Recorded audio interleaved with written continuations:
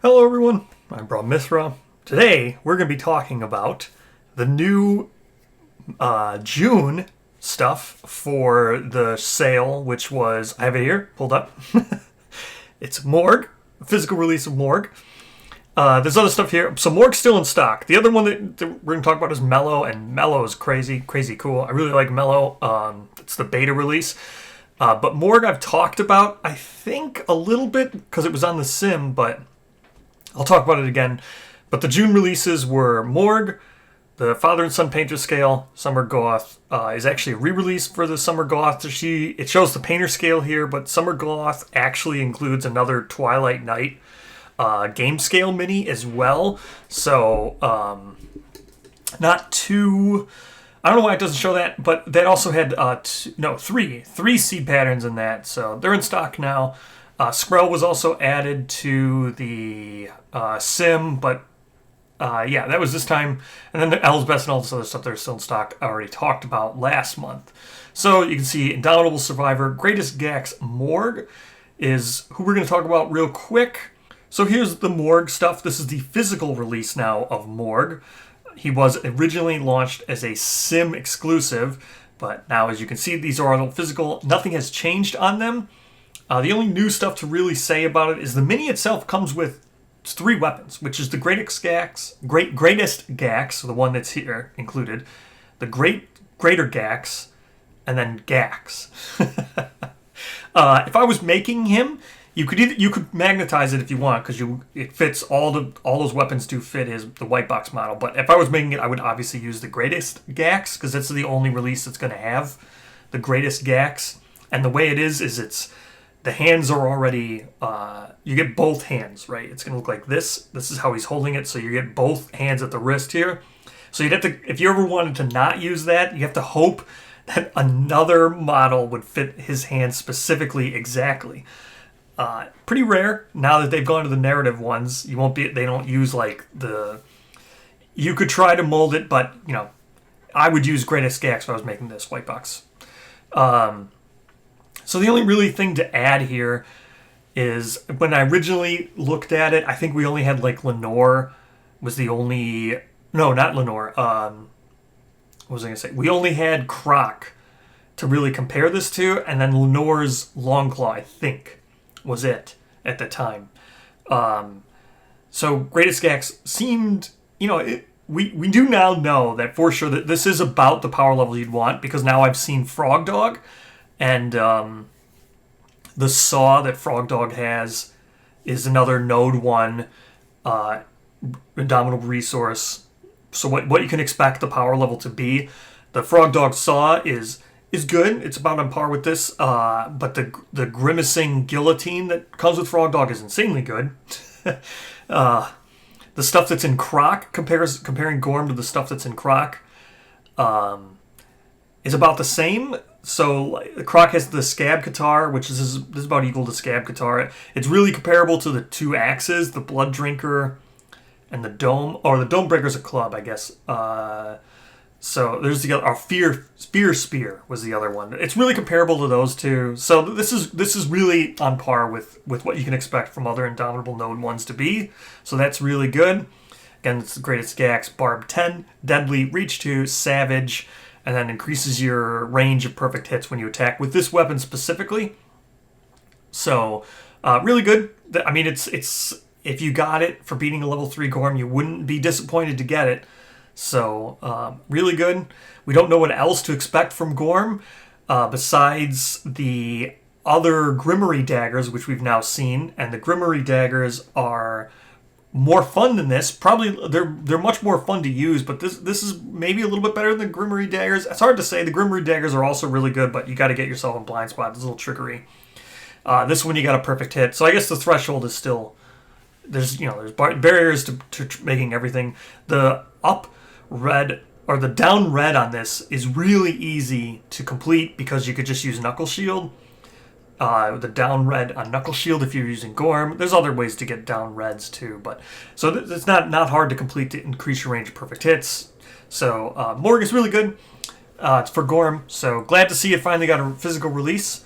That's really cool. Next, we'll talk about the beta, which is Melo. So let me pull up the beta stuff. All right, here is the Melo stuff. As you can see, this is beta. So it's going to be strange resource, and it's not, there are square things with the beta thing, and they're not rounded off, which we'll talk about that. The gear recipe here, again, this is beta.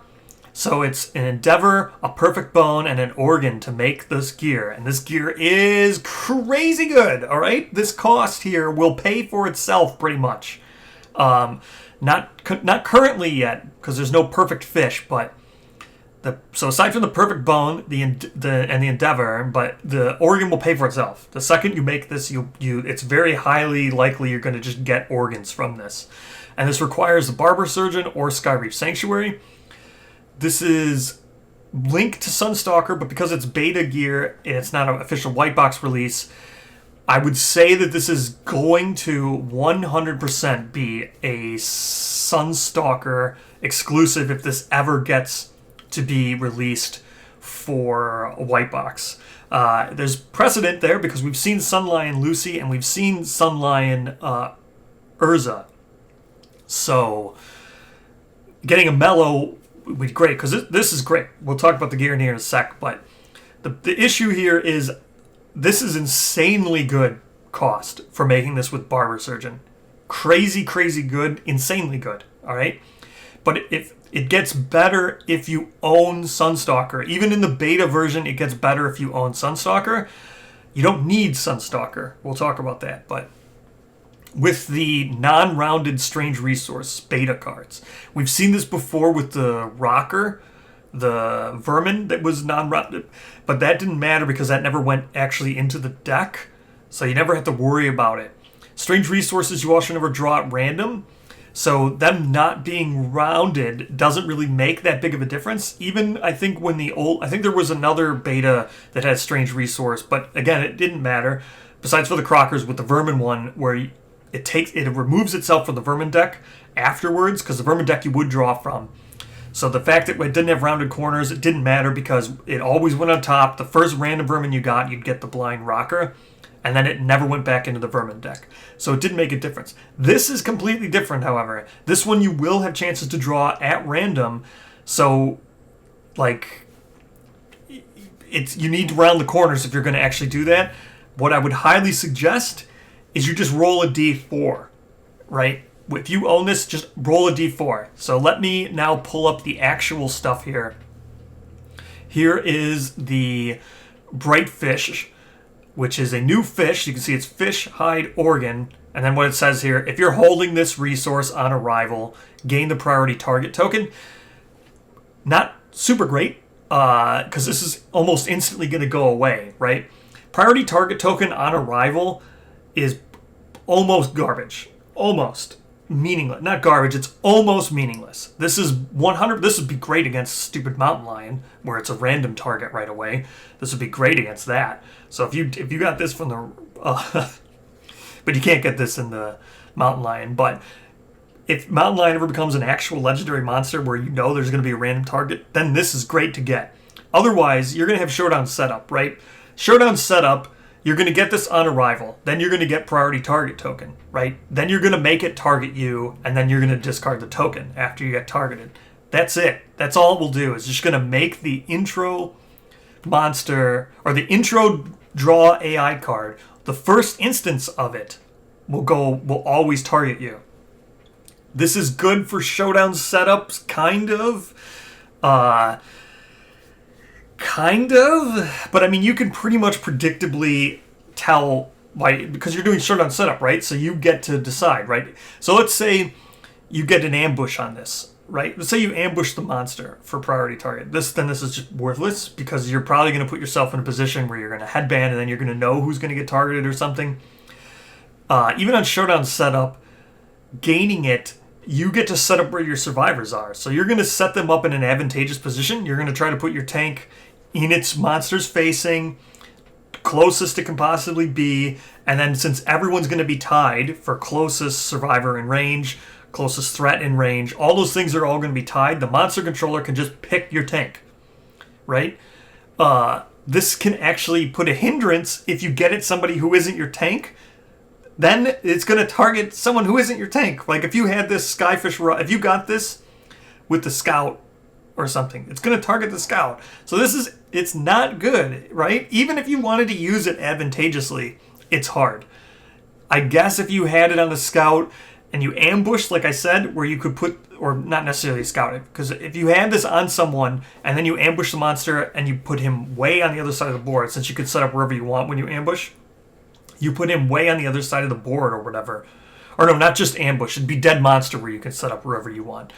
And you put that person with the priority target token way in the corner of the board, so that way you're going to dead draw the monster's turn 1 when they finally go to draw. Then it's good. But this is like so niche and so random because you don't want it to be on your weakest survivor. So you don't want to put the Skyfish rod. The only thing you can do is put the Skyfish rod on your tank and hope that they're the ones who are doing fishing, but your tank's probably gonna have a full gear grid because you're gonna have full sets of armor, probably gonna have evasion stuff on them, probably gonna have a shield. They're not gonna be the ones with the Skyfish rod. And if you have this beta gear, you want to be using the Skyfish rod every single time you depart. So let's talk about the Skyfish rod. At the start of any hunt turn, doesn't matter whose it is, start of any hunt turn, doesn't need to be yours even.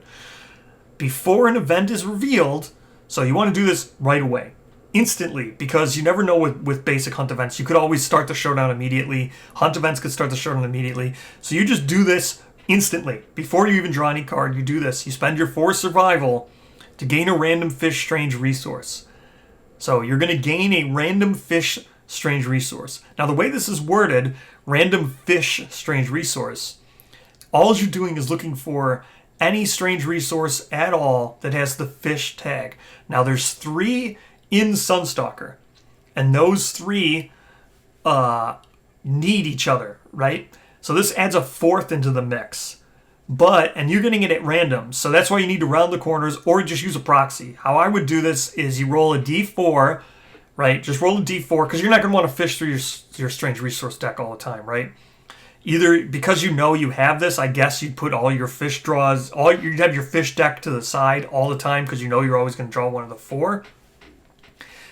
But I would just make a note card that just said 1d4, and then you just roll a d4, and then you're going to get one of the 4 current fish. Right? That's the easiest, the fastest way to do it.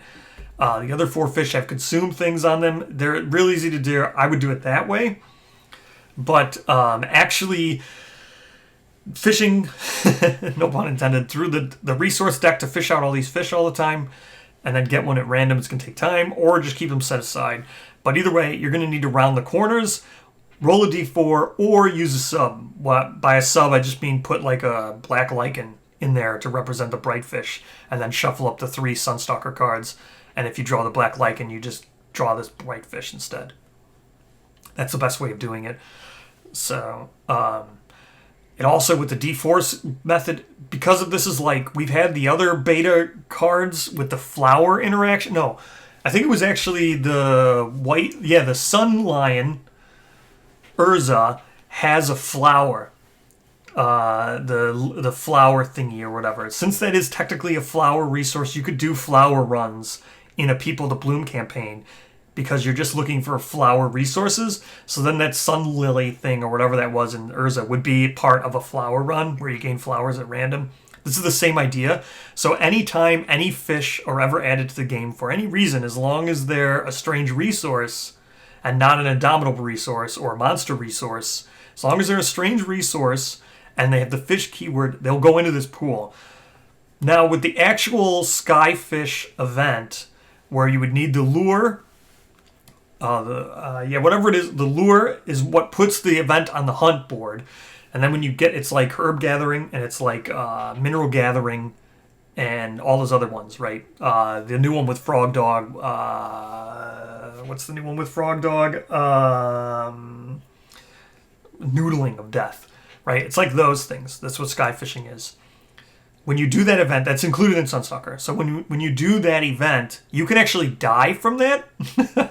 And to even get the rare one, you need to have the Sky Harpoon also in your gear grid so you can get the +2 to your roll result, so you can roll the 12 plus to get the rare fish, which will enable you to get the fillet table, which is what you want, right? So say you have, I don't know how this works. I'm assuming the way this is going to work, this is so weird. I'm assuming if you're not using Sunstalker in your expansion and you're using this, via the node rules and how it works, you shouldn't be able to get those other fish, right? But maybe you want to play it so you can get the other fish. Then you probably shouldn't be able to get the fillet table because, you know, you're not being able to, because that's a Sunstalker specific innovation. So maybe you're not able to get the fillet table. But assuming you're able to get the fillet table, you're then getting like extra you're getting like extra basic resources when you're returning Survivor with the fillet table. That's what that innovation does. So that's insane. That's what I mean. This will eventually pay for itself because you could draw a perfect resource from that. So just getting this is an organ in and of itself. So the first time you go out, you might even get this. It's a 50% chance you get an organ because there's another fish that's an organ. Plus, if you can eventually get the fillet table needs the hagfish. It needs the 3 Sunstalker fish. And then I think it's the hagfish itself that trades in for the innovation. But either way, you're going to get the fillet table eventually, right? So this is crazy good. I don't know what's going to happen. I'm assuming if this ever becomes a white box, and I hope it does because the Melo sculpt is absolutely amazing. I'll pull up the Melo sculpt now. There'll be a picture of Melo sculpt. She's such a cool mini. She's actually the mini that's on the sky fishing thing. She's in the art. She's in the actual thing. I'll put the art here too. She's actually in that artwork. Super cool. The sky fishing, it's all cool. Melo's super cool. I hope eventually she comes out. Her art's cool. Her being in that actual sky fishing artwork is cool. The sculpt is cool. So I hope she does get a white box release. But I'm assuming if she gets a white box release, it's going to be like the other white boxes. This is going to be People of the Sun only. I guarantee. Well, not People of the Sun only, Sunstalker only, where you actually have the ability to get the innovation using a Sunstalker as you quarry or People of the Sun, getting that innovation, and then making real use of it. This is crazy. This is just crazy. This is such a good, powerful thing, and it's really cool because you're never going to be able to fish outside of being able to have sky fishing, meaning you need to have Sunstalker in your thing. This is crazy good. The ability on the fish, hit or miss. Almost probably never even going to work because you discard priority target token after you're targeted. Then you discard the token. So you're going to get targeted right away. You could have probably set that up anyway during shut up setup that your tank's getting targeted. I've never really had an issue with it. It helps guarantee it, but I'd say 90% of the time, 97% of the time you don't really need this to do that. But it is helpful. Sucks if you don't get it on your tank, which is unlikely to, because again, you're going to put this on... Oh, there's also a mistake on this. It says item tool bone frail. Should be fragile. I'm assuming 97% sure that it should be fragile. There's no way to attack with this weapon. There's no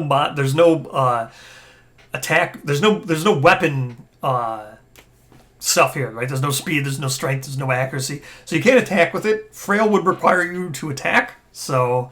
To trigger. So I'm assuming this means fragile. So it's a misprint. It needs to say item tool bone fragile.